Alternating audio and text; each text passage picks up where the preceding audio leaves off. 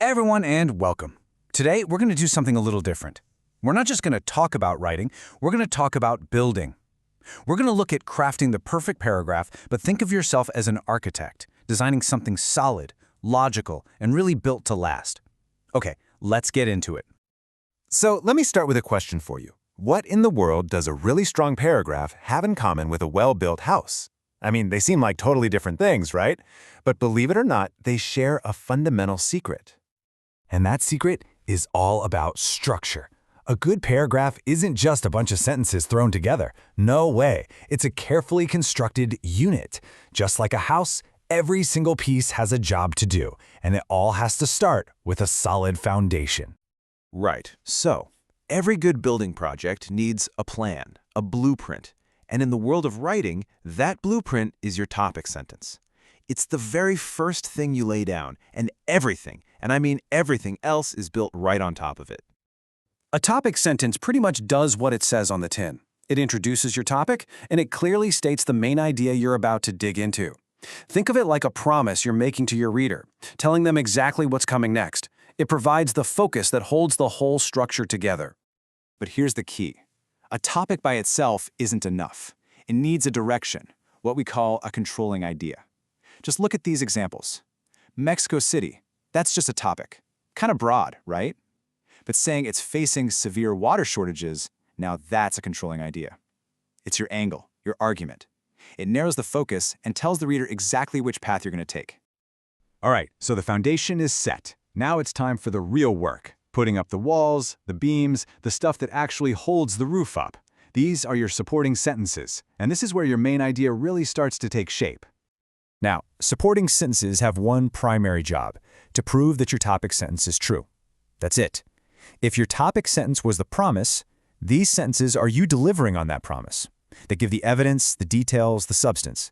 Without them, your topic sentence is just a claim hanging out there all by itself. So, how do you actually know if your supporting sentences are pulling their weight?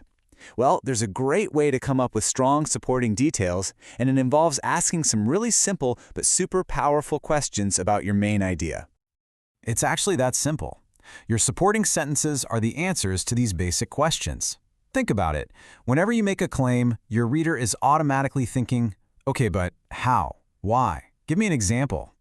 Every time you answer one of these questions, you're adding another solid brick to the wall of your paragraph. Okay, so any good architect has a full toolbox, right? You can't build a house with just a hammer, and it's the same for writing. So let's open up the toolbox and check out the different kinds of support you can use to build your paragraph. Let's take this topic sentence for example. It's a pretty solid claim, but it's a bit general, isn't it? It definitely needs some backup. The first tool we can pull out of our toolbox is a simple explanation. And boom, there it is. See how that works? This sentence directly explains one of those support services. It gives a reason, a why, and that makes the whole purpose of the paragraph much, much clearer. All right, tool number 2 in our kit, description. Let's say our topic sentence sets a scene, like this one. It's making a claim about how important this river is. Now, we gotta prove it by painting a picture for the reader. And this is what's so cool about using description. Check out those words: rich, natural, safe place. They don't just state a fact. They use language that makes you feel why the river is so important. It's a really powerful tool. Okay, let's grab another tool from the belt.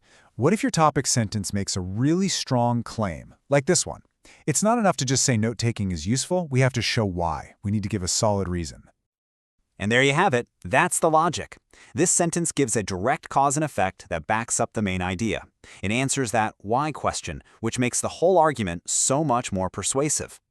And finally, we've got 2 more essential tools, and these are the heavy hitters: facts and examples. Facts, they add that hard evidence and credibility. And examples make your ideas concrete and easy to understand. Put them together, and your paragraph goes from a shaky idea to a fortress of logic. You know, you could have the best bricks and the strongest wood, but if you start putting windows in the floor, the whole house is going to be a mess. In writing, we call this idea unity. Every single sentence has to be there for a reason, directly supporting that main topic sentence. All right, your turn. You're the building inspector now. Take a close look at this paragraph. The blueprint, the topic sentence, is all about the characteristics of successful restaurants. Most of these sentences are doing their job, but one of them is a little out of place. Take a second. Read it carefully. Which sentence is the weak link here? What's throwing off the balance of the whole structure?